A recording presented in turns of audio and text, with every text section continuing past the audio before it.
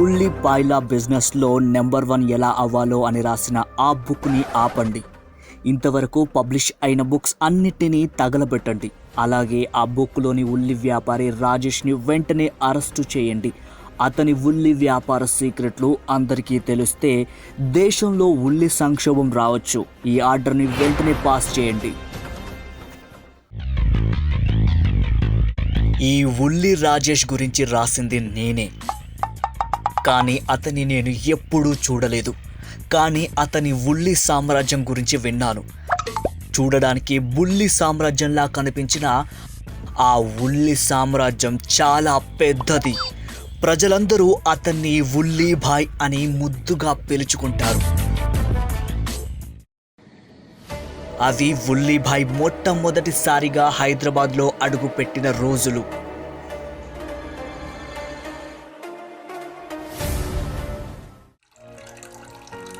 మా అమ్మకిచ్చిన మాట కోసం హైదరాబాద్ వచ్చాను. ఎలాగైనా ఈ ఉల్లి వ్యాపారం చేసి కోట్లు సంపాదిస్తాను.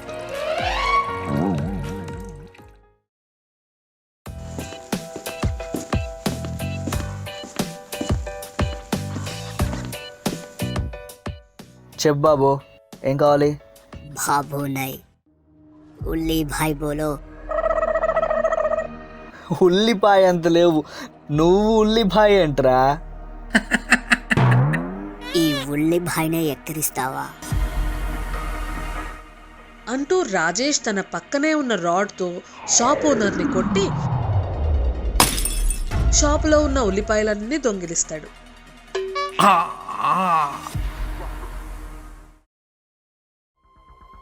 అప్పుడే ఉల్లిభాయ్ పేరు హైదరాబాద్లో మొదటిసారి వినిపించింది.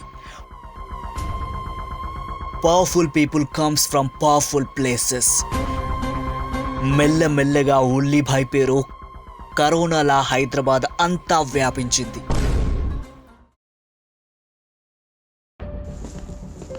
ఒక్క నిమిషం, ఆ కాలంలో హైదరాబాద్లో కరోనా ఉందా? మంచి ఫ్లోలో స్టోరీ పోతుంటే మధ్యలోని లాజిక్ ఎందుకు? అలా మెల్లిగా ఉల్లిభాయ్ పేరు మారుమోగుతున్న రోజుల్లో ఒకరోజు అతనిపై దాడి చేయడానికి వేరే ఊరి నుండి ఉల్లి వ్యాపారులు వచ్చారు. గాయపడిన సింహం నుండి వచ్చే శ్వాస దాని గర్జన కన్నా భయంకరంగా ఉంటుంది.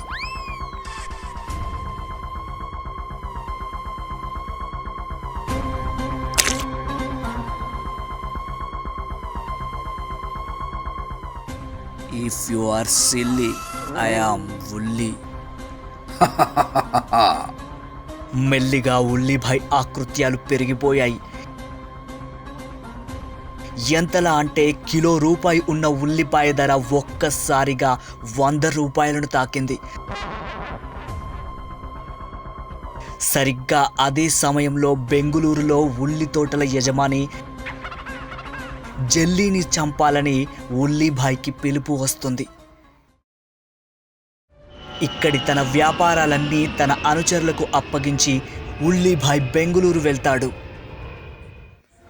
బెంగుళూరులో గోచి అని అతి పెద్ద ఉల్లి తోట. ఆ తోటకి అధిపతి అఘోరా. అఘోరా ఎంతటి నీచుడు అంటే తన సొంత తండ్రిని కొట్టి ఆ తోటని స్వాధీనం చేసుకున్నాడు. ఇప్పుడు అఘోరాని కొట్టి ఆ తోటని కైవసం చేసుకోవాలని ఆ తోటలో పనిచేసే తోటమాలి రాజు ఉల్లిభాయ్ని బెంగుళూరుకి పిలిపిస్తాడు. నువ్వు ఇప్పుడు వెళ్ళేది గల్లీలోకి కట్టడానికి కాదు, ఉల్లి తోటలో ఉల్లి దొంగతనం చేయడానికి. అక్కడ ఉన్నది అఘోరా. తేడా వస్తే నిన్ను ఉల్లిపాయ కోసినట్టు కోసేస్తాడు. ఈ ఛాన్స్ మిస్ అయితే మళ్ళీ సంవత్సరం వరకు మనకు వేరే ఛాన్స్ ఉండదు. ఎలాగైనా ఆ ఉల్లిపాయని కొట్టి ఉల్లిపాయని దొంగిలించి ఆ ఉల్లి తోటను నాకు దక్కేలా చూడు. వెళ్ళు. ఉల్లిభాయ్ గోచి ఉల్లి తోటలోకి ఎంటర్ అవుతాడు. అక్కడ కొన్ని వందల మంది కూలీలు పనిచేస్తుంటారు. వాళ్ళలో ఒకడిలాగా ఉల్లిభాయ్ ఆ తోటలోకి వెళ్తాడు. అఘోరాని కొట్టడానికి కావలసిన అన్ని ఏర్పాట్లు ఒక్కొక్కటి చేసుకుంటూ ఉంటాడు.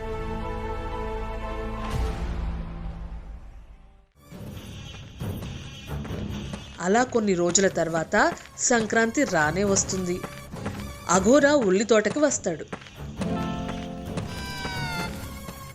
కూలీలందరూ భయపడుతూ ఒక దగ్గర నిల్చుంటారు.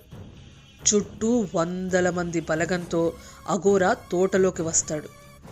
అఘోరాని చూడ్డానికి కూడా జనం భయపడుతుంటారు. ఈ సంవత్సరం పంట అంతా బాగా పండలేదు. ఉల్లి రాబడి బాగా తగ్గిపోయింది. నేను సీసీ కెమెరాలో చూస్తున్నాను. మీలో కొందరు ఉల్లిపాయల్ని జేబులో వేసుకుని ఇంటికి తీసుకువెళ్ళి వంట చేసుకుంటున్నారు. ఆ వాసన నాకు మా ఇంటి దాకా వస్తోంది. ఇంకొకసారి ఇలా జరిగింది అనుకోండి, నా ప్రతాపం చూస్తారు, జాగ్రత్త అంటూ అఘోరా కూలీలకు వార్నింగ్ ఇస్తుంటాడు. ఇంతలో ఉల్లిభాయ్ ఒక్కసారిగా తన వెంట తెచ్చుకున్న 2 ఉల్లిపాయలని అఘోరా కళ్ళలోకి పిండి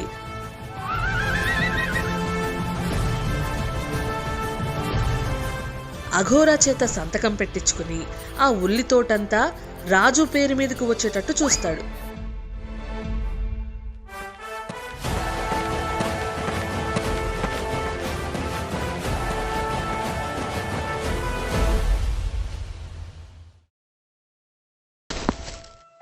ఒకసారి ఒక ఒంటిపిల్ల తన తల్లి ఒంటితో మాట్లాడుతూ ఉంది. ఆ ఒంటిపిల్లకు అన్ని విషయాలు తెలుసుకోవాలనే ఆసక్తి ఎక్కువ. అమ్మా, మన మూపురం అంత పెద్దగా ఎందుకుంటుంది? ఆ మూపురం నీటిని నిల్వ ఉంచుకోవడానికి ఉపయోగపడుతుంది. దానివల్లే ఎడారిలో జీవించగలుగుతున్నాం. సరే అమ్మా, కానీ మన పాదాలు ఎందుకని గుండ్రంగా ఉన్నాయి? గుండ్రటి పాదాలు మనం ఎడారిలో నడవడానికి ఉపయోగపడతాయి. అందుకే మనం ఇసుకలో కూడా సులువుగా నడవగలుగుతాము. ఓ అలాగా. మరి మన కనురెప్పలు ఎందుకు అంత పెద్దగా ఉన్నాయి? పెద్ద కనురెప్పలు ఎడారిలో వచ్చే గాలి, దుమ్ము నుంచి మన కళ్ళకి రక్షణ కల్పిస్తాయి.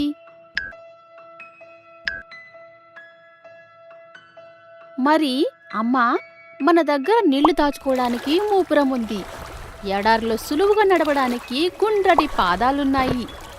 ఇంకా దుమ్ము, ధూళి నుంచి కళ్ళని కాపాడుకోవడానికి పెద్ద పెద్ద కనురెప్పలున్నాయి. ఇవన్నీ ఉన్నా మనమెందుకు ఈ జూలో ఉన్నాము? ఆ మాటకు తల్లి ఒంటి దగ్గర సమాధానం లేదు.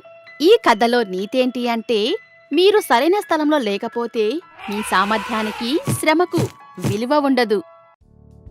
ఇలాంటి మరెన్నో అద్భుతమైన కథలతో మనం మళ్ళీ కలుసుకుందాం.